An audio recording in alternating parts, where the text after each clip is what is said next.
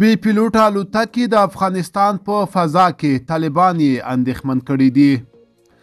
د طالبان حکومت وایي د امریکا بی پیلوټه الوتکې د افغانستان په هوایي حریم کې ګزمې کوي. د طالبان د حکومت ویان ذبیح الله مجاهد د یکشنبې په ورځ له طلوع نیوز سره په خبرو کې پر دې مسلې نیوکه وکړه او ویل چې دغه الوتکې تر ډیره د کندهار او نیمروز ولایتونو پر فضا الوتنې کوي.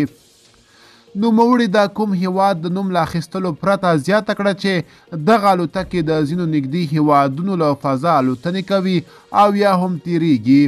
د امریکا متحده ایالاتونو تر اوسه په دې اړه څه نه دي ویلي. د افغانستان پر هوایي حریم د امریکایي بي پیلوټه الوتکو الوتنې کومه نوې خبره نه ده. تر دې وړاندې هم طالب چارواکو دا خبره کړې وه او د 2022 کال په اوړي کې د القاعده شبکې مشر ایمن الظهوري په کابل کې د امریکا بي پیلوټه الوتکې په یوه برید کې وژل شو.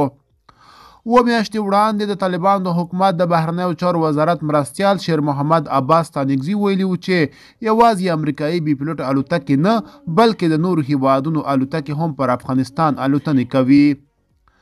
د طالبانو حکومت د دفاع سرپرست وزیر محمد یعقوب مجاهد د تیر کال په اسد میاشت کې له العربیه شبکې سره په مرکه کې ادعا وکړه چې د امریکا بي پیلوټه الوتکې په افغانستان کې په ټکو له پاکستان الوتنې کوي، خو د پاکستان حکومت هغه مهال دغه ادعا رد کړې وه.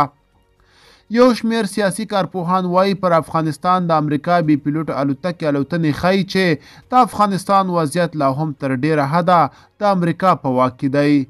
د یادو کارپوهانو له ډلې ذاکر حسین ارشاد ازادي راډیو ته وویل دا حضور په دې معنا دی چې په افغانستان کې وضعیت لا هم تر ډیره د امریکا تر کنټرول لاندې دی.